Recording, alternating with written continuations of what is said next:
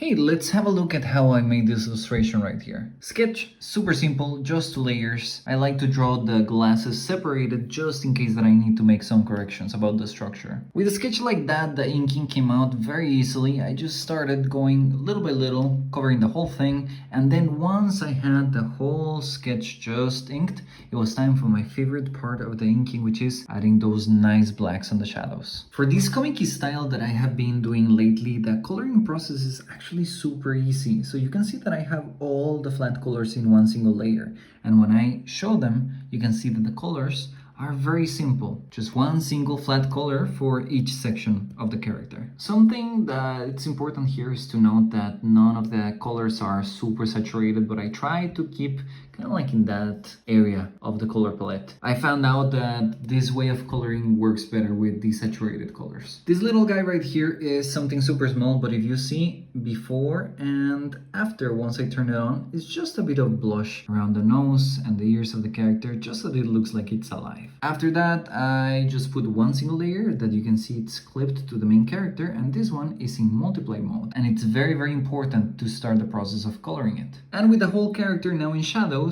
I created a new layer.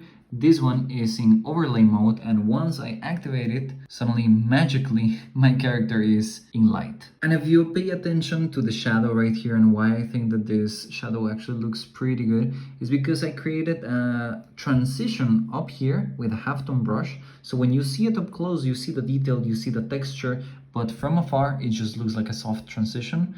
And down here, so that I don't grab attention or bring attention towards his shoulders, I just use a regular airbrush to create that same transition. And here I added yet again another layer of halftone brushes just to create a shadow that again makes you kind of look towards his face, because this part is covered in shadow. Rim light, because anything with rim light always looks better. A tiny bit of a layer to create those reflections. These ones are just in normal mode, painted on top of the inking. And this one right here is a subtle effect, but you can see that it's a bit of an aura around the character. This is what people call a bloom effect. And it's just when you have a character that is against a very bright background, some of that light is gonna leak and spill inside the silhouette of the character. So that is what that is, a little bloom effect. So hope that you'd like the process. And if you like the brushes that I used in here for this and all my illustrations, you can get them for Procreate, Photoshop, or Clip Studio Paint, and get them down there in my links.